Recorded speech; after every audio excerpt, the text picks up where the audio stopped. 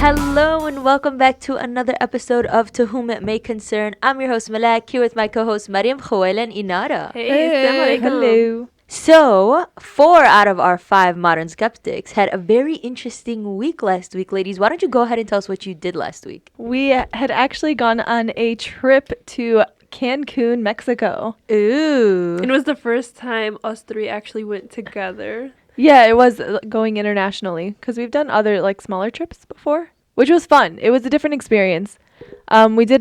We stayed on a resort, but we did a bunch of excursions to explore the area around us. Okay, so what are some of the things you guys did? So the first day we went to Xcaret, which is like a park, and it had an underground river. So, and this river is supposed to be 45 minutes from start to finish, but of course, us taking forever. It took us about an hour and a half at least just to get through it. It was so fun though. There were bats in a cave, you guys. That was so scary. And we just couldn't get through it.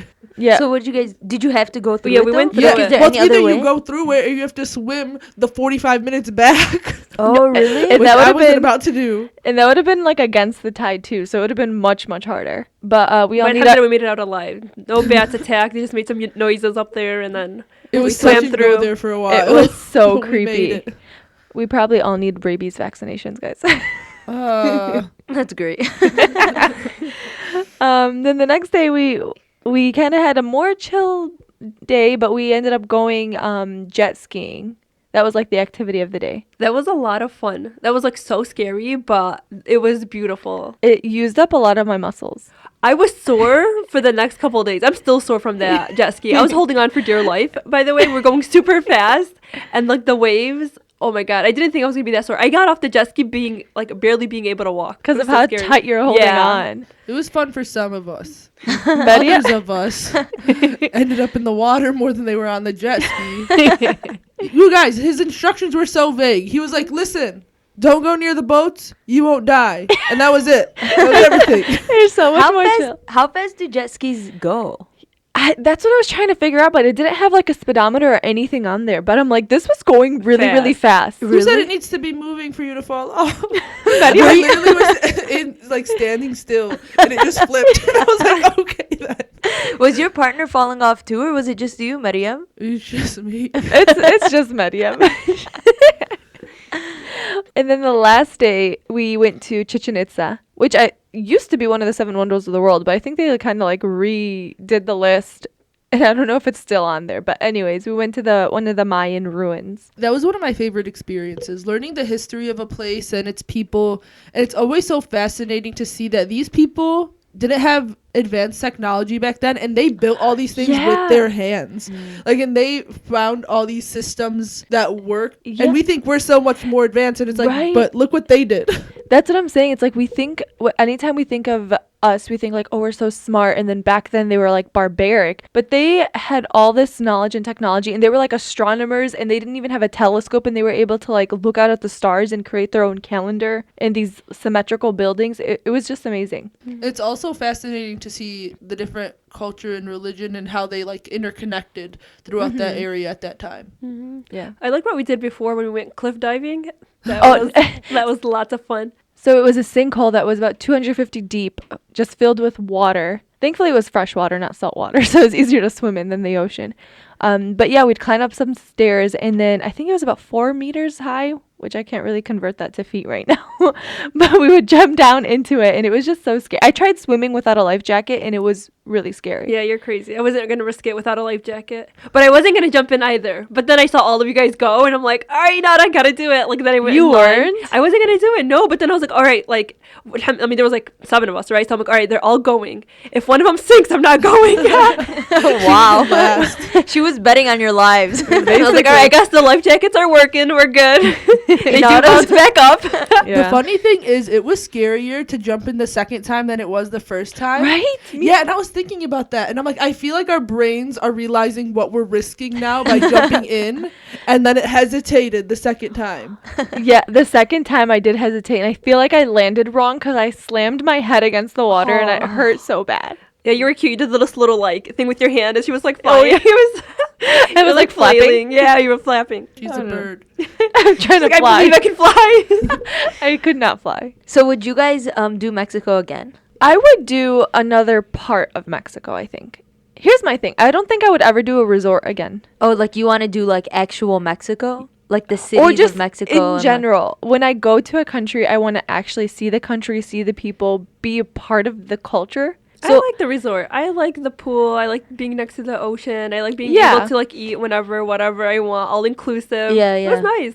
So, yeah, no, I felt like we ended up overeating, and I hate doing that. And it was more just tourists in the area. So yeah, it's more of like, it was like a privilege trip kind of. Yeah, I feel like it just depends on what you're looking for. I Yeah. could see myself like depending on the vacation and what I'm looking for, I will like tailor it to that. Like when we went to Malaysia, I liked that we were actually a part of the city and stuff. We didn't do a resort, but I kind of liked being in a resort in Mexico. yeah, I don't think I would do it again personally. One thing I was actually shocked at, and maybe it was because we were at the resort, is all the different cultures and nationalities that were there. Like, we met Ukrainians, we met a lot of Canadians, we met, obviously, Mexicans. And then, like, or people from France. So it was just a really awesome experience. And you were traveling with your mommy, Khawaila? How was yeah, that? she's a cutie. She's no, honestly, I love traveling with her. I wanted her to come from the beginning, but it was funny because when she is very, very scared about, especially things with dealing with water, and of course, most of the activities we did were in water. So it's just so funny because we tried to like want to include her in a lot of the things, but like I didn't try to push her. So when it came to the first day, swimming through the river, we put a life jacket on her, and I tried to like help her swim through the water, which took, as I said, an hour and a half. But she was like so stressed out the entire time. I felt so bad. Part of it, she was started to cry because she's like, if something happens to anyone, I can't help them. So she's like, I felt so helpless. I felt it was the cutest thing ever. Yeah, she's so cute, and we're all like looking at her laughing, and I'm like, you want to help us, really? Like we're Like- such jerks. Like she's not crying because she can't help herself. She's crying because Yeah. she can't help us. So when you guys were doing that, do you have a guide or anything, or they just tell you to swim straight? No, just swim straight. Yeah, Oh, swim wow. straight. No one was there. The only time we had a Casual. guide was for the Chichen Itza. Yeah, Chichen Itza, we had a guide, and everything else is like figure it out on your own. I mean, it wasn't hard, because there's literally just one way, and everyone's going that way. So it sounded like you guys had a great time and you made a lot of memories. But speaking of memories, we decided that today's episode was actually going to be about tricks of the brain. So there's so many different things that your brain can do. And if you think about it, your brain literally controls everything your body does, both consciously and subconsciously, right? There are a million things that we are not in control of our body, like blinking and breathing and blood flow and whatnot. But your brain actually controls that too. So we decided to kind of look at different aspects of the brain. So ladies, what did you find out while researching the brain that was like something really interesting or something you didn't know before? So what's really cool about it is there's different parts, anatomically speaking, different parts of the brain that all work together to create memories. So you have like the prefrontal cortex, you have the hippocampus, you have the amygdala, you have like the temporal brain. So it's like you have these areas that are like for short-term memory, and then they process into long-term memories. So you have the hippocampus, which starts out with the short-term memory, and then it helps transition into the long-term memory. And then you also have things like muscle memory, so people playing the piano or like playing basketball, or things that like physically that you keep doing over and over again. That's with like the prefrontal cortex. And then of course people think, like you've heard before, that emotions also help with memory. So like if you feel very strongly about something, it'll help shape your memory, and that's like processed by the amygdala, which is right next to the hippocampus. So it's just like there's so many different parts of it, but they're all interconnected in what helps shape what you remember. What I always find really crazy is when you get in your car intending to go to a destination, and then all of a sudden you're there. Like, not teleportation or anything, like you got in your car and you drove, but you can't remember what happened or how you got there.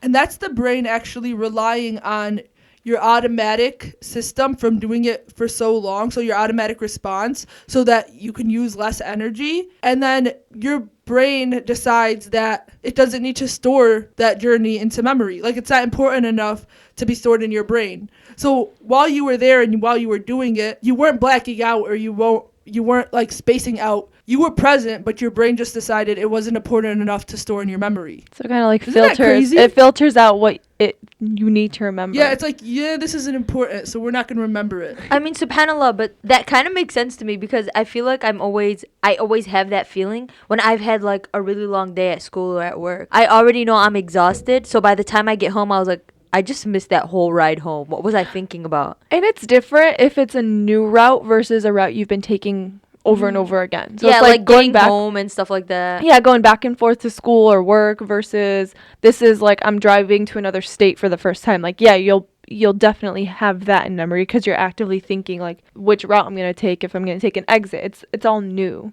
So Khuwaila, is there, biologically speaking, is there a difference in parts of the brain that control short-term versus long-term memory? So there are different parts of the brain that are involved in memory formation in general. The hippocampus is specifically there so that you can form your short-term memory, but it also is very involved in processing it to the neocortex or the other parts of the brain to form your long-term memory. So for example, everyone knows Dory from Finding Nemo. She has short-term memory loss and she isn't able to form long-term memory because of her hippocampus was injured with that accident that she had. Another important thing that people often I guess we do know this, is that sleep is so important in actually solidifying your memory. It says that during sleep, that's actually when like your hippocampus talks to the other parts of your brain and it kind of just like works through everything that was done throughout the day. And it helps actually with your memory formation. I was gonna say, Inara, I know earlier we were talking about how come you forget when you just study something and then post exam you're like, oh, I remember it. Yeah. And actually before I started my master's program, you know how they give you tips and stuff about how to study and whatnot, and they were saying you have to make sure that you get sleep the night before an exam because that is the time in general where your brain solidifies what you know. Mm-hmm. So the less sleep that you're getting, the less you're allowing your brain to solidify the information that you studied. And that's why a lot of times it could be hours later after the exam where you're like, oh my God, like I knew that. How come I didn't know it at the time of the exam? I hate when that happens. Mm-hmm. But also, like, I do a lot of all-nighters because here's the thing. I'm like, it's either I go to sleep and risk forgetting it. Yeah, because then there's other information that you still have to learn. So it's just this thing. I'm like, I'd rather stay up and learn all this information and like whatever. Well, in general, you're not going to remember things you haven't studied. So if you haven't ever studied it, right, exactly. It's not going to solidify in your mind. So like, I have to stay up and like review all of the material. Yeah, so depend on short term. Yeah. And then just burn out, like go to sleep or something. Yeah, then forget it after the exam. That's another thing. How many times did we take a test and after you're done with that exam, your mind's like, sometimes after I read about it. I'm like, maybe I should read that again. But another thing, an opposite of that effect, is when you're taking an exam and you immediately select an answer and you have no idea why you selected an answer. But you just, like your brain just recalled seeing it somewhere. Really? I feel like I somehow try to make it connect. No, I know. I've learned that if you pick an answer right away and you can explain why it is or isn't the answer, I just start to leave it. Yeah. Because I've always heard the advice, like, if you're not 1,000% sure you can't make sense of another answer, there's a reason your brain, like, recognized that one specifically. Yeah. They're like, unless you misread the question or, like, now you 100% know what the right answer is, don't ever change your first choice. So, I mean, there are things that we remember and don't remember, and we're not even consciously making those decisions to remember or not remember. Like, subhanallah.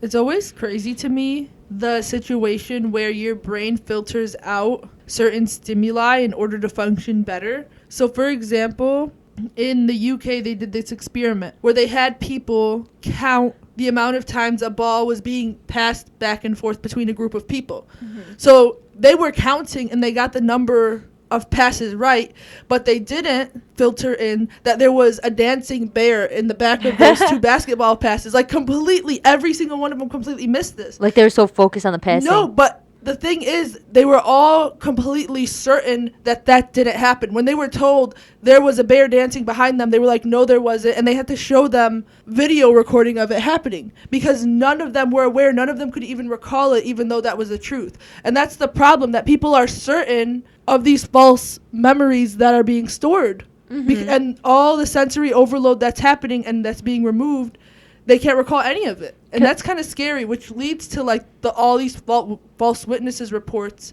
because it messes up the investigation so much, because 71% of more than 360 wrongful conviction cases were overturned because of the false eyewitness testimonies given during trial and throughout the investigation. That's crazy. That's a huge amount, 71%, just because of Someone this thought one they problem. saw something. And people are certain, though. That's the crazy part. People will swear up and down, left and right, that this was the person. But you have DNA combating that. Or not just that, like, this is what happened. Like, I saw A, B, C happen in that order, and it could be completely off. Because there's a lot of things that go into play, like your own biases, your own stereotypes of the situation. And so, also, you don't remember, even right after something happened, it's very rare that you remember everything that happened in detail. Like, you're bound to miss things. That's why I don't think eyewitness should be, like, the only thing that convicts someone. They're Although trying sometimes to it plays a big remove role. that or create a better system at which people can be identified. The issue is that the people in a lineup can have actually been in that area, but they weren't the one that committed the crime. So, like, yeah, I did see that person, but that doesn't mean they did it. No, but your brain convinces you that this was the person that committed the crime because somewhere you remember seeing their face. What do you mean? You watch a Brain Games episode and they literally had that, and I got the person wrong. I was like, no, I think it's this person. Like, I was really bad at the Brain Games. I was like, I don't did ever it trust wrong, me you to be like a guys. witness or I to was like remember any that's details. not the guy. She's like, yes, it is. I swear it is. You're like, you know that He's guy wearing wasn't same even in the color game. shirt. He's in the audience. I know. He was the person who was not the person who committed it, but he was in the area doing something else. Yeah. But then, does that mean that we shouldn't ever trust eyewitness accounts? Don't trust me. I don't think we should never, like, you should definitely take them into consideration, but I think there has to be more to support it. Like, maybe if a whole group saw it, maybe if, like, I don't know, you found an article of clothing and someone said that person did it, like, there maybe has to be something more to it. Because also, a lot of people look similar. Yeah, the problem is that it starts to skew and creates a bias within the investigation itself. So instead of trying to find objective facts that leads to a person, they'll start to cater facts so this person can be guilty. Confirmation bias. Yeah. In my high school teacher, my psychology class, he said he was at a university and he, obviously the students were sitting and a random person ran in, took something from the teacher and ran out. And the teacher was like, all right, like, what did you guys see? What do you guys remember? So everybody was like writing down what they saw and what they remember. And this was like planned with the teacher to teach them like false, I guess. Accusations. Yeah. And so people were writing down their biases like, oh, he was black, he was this, he was that. And then he said, then they showed us who the guy was. And it was like nothing, it was completely different than what we said. But we just said what our biases or what we think the person who would steal would look like and stuff like that. And so he was just the teacher was trying to prove a point. Well, it's like, do you ever see on the news when something happens, like a robbery or kidnapping or something, and they're like, 6 foot, Caucasian, brown beard, brown eyes. Like, that's it.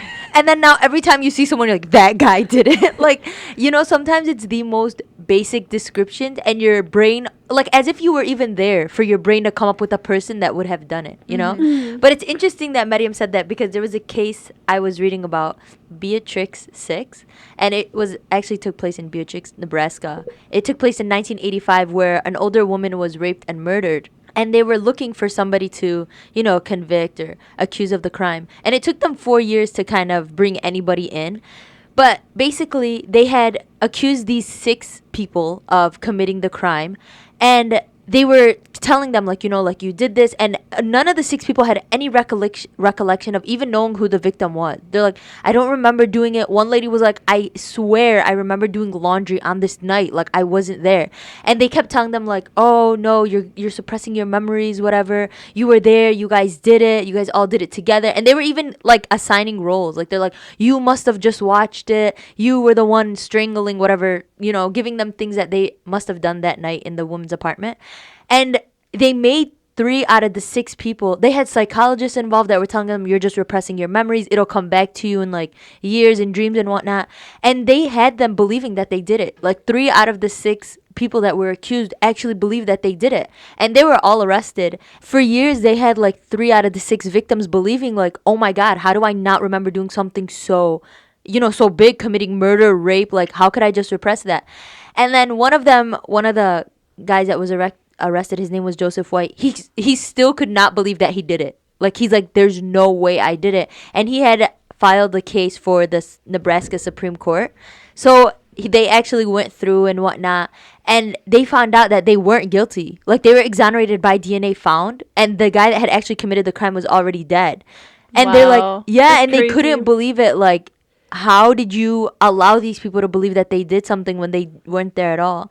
So it's so interesting that you can, even besides forgetting things, you could make the brain believe it did things. Like you actually did it. Yeah, and it's interesting because they were kind of like, for the police to convince some of these people that they did it, they suddenly were finding people to accuse that had backgrounds that were like abused when they were children, whether sexually or physically abused. So they kind of played on that, like, oh, you repressed some of those memories. Like, oh, did you ever forget anything? Or like, obviously it's human nature to not remember everything. So they kind of played on that weakness, and they're like, oh, then you must have repressed this. This is with those memories. You must have done it. Wow. That's what makes it so scary, because you rely on your brain for so much that when you start questioning the way that it operates, like, where does it end?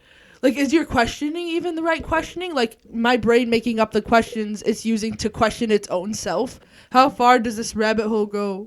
Yeah, it's very interesting because even medically speaking, when we're doing experiments and trials, we have to take into consideration like the effects of a person's memory and own like biases. So we have to always give a placebo to the different groups that we are testing the trial on. And it's so funny because like when you look at the data for a drug, if drug is going to work or not, and then if you look at the people that took the placebo, there is some sort of benefit. It's usually never like a flat line. Like there is some sort of benefit when you're looking at if it worked or not, but usually it's not as good as like the actual drug if they're taking the medication. It's crazy because your brain assumes what the drug would be doing, so it mimics what the effects would be if it was actually taking that drug. When we were talking about this conversation, it made me think, is our mind a part of the ruh? Like, you know what I mean? Our thoughts, the things that we process in our mind. Like, is that a part of the soul? Or is that, what is that? Honestly, Just our conscious mind?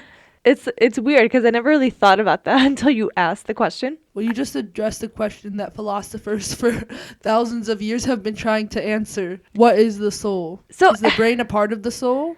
Are your memories your soul? Is our soul the thing that makes our body function? Okay, I don't know what you guys are Oh doing. my right god, now. this is getting very Posing deep. your own questions. So, I mean, here's the thing. The way I look at it is I divide it the physical versus, I guess, the spiritual. So, like, the physical is your body and I guess your physical brain. And then the ruh is, like, the more spiritual part. And then I would put your mind on the level of the ruh. So, it's like you have your brain and then your mind, just like you have your body and then your soul. I don't know if I 100% agree with that, though. I think- I don't know. Can your body theoretically work without a soul? No, I'm not saying you don't, like, you need one with the other. Like, you can't have a functional living person without the soul, nor can the soul work without the function of the body. I think they're two separate things, but I think your soul controls your body. Like Khawala said, yeah, I think they go hand in hand. Because even we can talk like subconsciously and consciously. I feel like your ruh is more of your subconscious. Because What's the nafs? What are, like, you know what I mean? Your What are, nafs- isn't what's that our desires? Is that a part of the soul? Is that a part of... Are we separating these things? I think it is separate. But so desires also is like including like your desire for food and water. So that would be more physical. the only reason I'm thinking your soul is more of a subconscious is because, like, Islamically, we believe every night when you go to sleep, you know, your ruh goes to the heavens and it comes back when you wake up, right? So I would assume that if it was a conscious thing, we would recollect that. You know what I'm saying? Like, I Yeah. don't think your ruh is something that you're necessarily conscious of. Yeah, it's not. Like people aren't even aware of what the ruh is. That's just something that is breathed into us. Like, when you I mean, say... I know we don't know much about it. yeah, but it just makes because when me you say think- ruh, it's what makes you alive. But then isn't your brain like what makes you you? Like your mind, the way you think, the way you act. That's what makes you a person. Is it your mind or is it your ruh that makes you who you are? Are they the same? Are they different? I don't know. That's why I'm asking. Late night thoughts. I would think that it's your brain that makes you who you are. And then your ruh is kind of like the on switch. Like you are turned on, you are alive. It's like the plug. Yeah, like it gives you the electricity. plug. That's how I think of it. Like you have like our body, which is like the house of the ruh, and then it's like the electricity that gives you like your living status. And then it's like your brain is what makes you different than everyone else. Like that's what your thoughts, your wants, your needs. That's how I guess I would ration it to myself. For me, I feel like rationalizing it in my brain, everyone's ruh is the same. Like you get, when we say like Allah subhanahu wa ta'ala gave you ruh, it's just like the basic form. It's just what makes you alive, kind of. And then your thoughts, your desires, the things you do, like that creates who you are as a person. I think of it as the opposite way, where your soul is who you are as a person, and then your brain is just functional. Oh, is that why you say I need to find my soulmate? The person who's exactly designed like me? Or like that person's a free soul, or like what a wretched soul, like for a bad person. Like that soul is the one that's messed up. Okay, so another thing that's interesting Islamically is that we believe before your soul was put, or your ruh was put into a body, it's in the heavens, right? And you're surrounded by other souls or other ruhs. And the people that you will befriend or on earth, you were actually created with each other. You know, like you have already met their souls in the heavens, and that's why you may have a stronger connection to them. That's why some On people Earth. you're just like, dude, I felt like I've known you for so long. Yes, even though you may have only just met them or something, and then you build you're able to build a stronger relationship with these people. What's interesting is that when you connect with someone, though, it's not like your brains connect. You feel like your hearts connect. Like that's more of like in your chest feeling. Like, It's a deeper feeling than just brain. I feel like it is. Yeah, I agree. It's like a soul. Soul connection. It's your soul friend. Do you guys believe in soulmates? I think I do, but not just with like a significant other, maybe like a friend as well. So you believe there's like, you can have a soul connection? I think I'd like to believe there is, or maybe I do believe that you can have a soulmate or a soul friend, like Khoela said, but I don't necessarily think it's just one person. Oh, interesting. Like, I don't think there's just one person in the world made for you, Oh. but I think you can have a soulmate. I don't think it's done like how Hollywood shows it to be done either. Like you can find your soulmate in multiple ways. And maybe it doesn't start off like that, but you learn that they are your soulmate. I think it depends on how you define a soulmate. Like, I feel like we do have soulmates, but then you also have to acknowledge that those soulmates have flaws. So, like, they're not perfect. Or it's You not know- going to be a 100% fit. Maybe. Yes, like, you guys will be compatible, you guys will feel a connection, but that won't always be there 100%.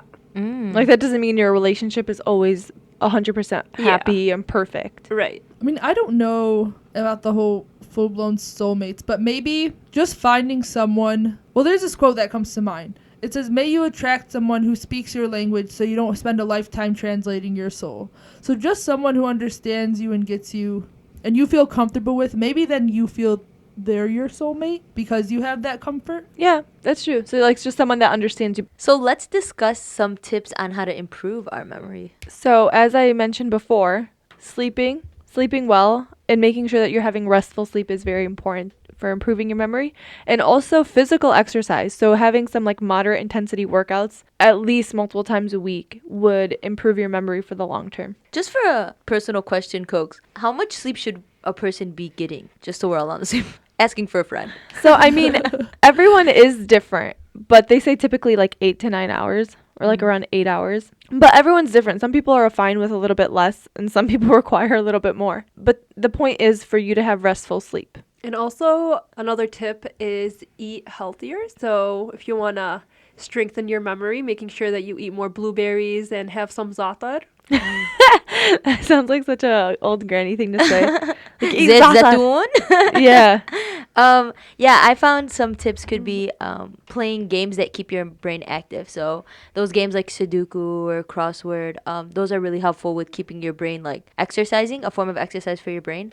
And another thing could be meditating. So it kind of gives you a chance for your brain to process things and to relax. So like And- meditating would also be like salah and prayer. Yes, so we are actually supposed to meditate 5 times a day. You know, subhanAllah, how there's always scientific things that they find out, and then it's things that God has already been telling us to do. Yeah. And it's like, oh, okay, well, We knew now this. I'm convinced. Yeah, like, now I'm going to do it. My tip is to be aware of the things around you, because I know we go through life and things are so repetitive and mundane, and we do things that like your brain fills in because you've done it so much and you're not aware of just what's happening around you. So physically, like, stop yourself and just be aware of where you're at. Like, try Even if to- it's just for a couple of minutes a day. Yeah. So like try to live in the moment. Even if it's something that you've been doing your whole life, you've been taking the same route your whole life, try and look around and spot something new in it. Like maybe there might be someone walking, maybe there may be a new tree. I don't know, just find ways to A new stay tree. aware in this life where everything sometimes seems so. Yeah, just Routine. to be more actively conscious. It can be like holding your brain accountable. Like this Yeah, is what's exactly. actually going Like, on. I know I'm what aware. you're doing. I know you're filling in. And they actually showed that once you are aware of your brain filling in things, that it will stop filling in things. It's interesting because you always think that when you make decisions or when you make choices, like you're making those decisions and you're making choices. But during our episode, we've talked about things where your brain has decided what's important and what's not. And it's like, who's telling you what to do? I didn't your brain co-sign on this. I mean, your brain is you. Yeah. But it's like funny how Mariam was saying, like when you're driving and your brain just decides that's not priority. Yeah, like And it's I just want to remember this. Yeah, look- who are you to tell me not to remember? Or your brain's like, you should be thinking about this. This is more important. Yeah. Because usually you're Yes. caught up in other thoughts. Subhanallah. So, yeah, That's subhanallah. crazy. So as you can tell, the brain is one of the most complex things in the universe. And I honestly don't think that we'll ever understand the full capacity of what our brain could do, or the ruh, or the soul. I just think it's one of those things that are too complex for us to understand. But it was interesting to have this conversation to kind of discuss the things that we don't recollect and how your brain affects your daily routine and your daily decisions, even when you may not know. But we'd love to hear what you guys think about this episode and what you find interesting about the brain personally. But thank you guys so much for tuning in and listening to this week's episode of To Whom It May Concern. Please subscribe, like, and follow us on social media. We appreciate all the support we've been receiving so far, and I can't stress how much we love to hear back from you guys and read your DM and your messages. If you don't already follow us, you need to be, and if you know somebody that isn't following or listening, they need to start also. You could find us on Instagram, Facebook, and Twitter at The Modern Skeps, and actually we post all full-length episodes on YouTube also. So you could find us at The Modern Skeptics on YouTube or by our show name To Whom It May Concern. Please continue to tune in every week on Tuesday mornings. That's when we drop our new episodes. If you have any ideas you'd like us to discuss, please email us at modernskeptics@gmail.com. Sincerely, The Modern Skeptics. P.S. I want to sleep, but my brain won't stop talking to itself.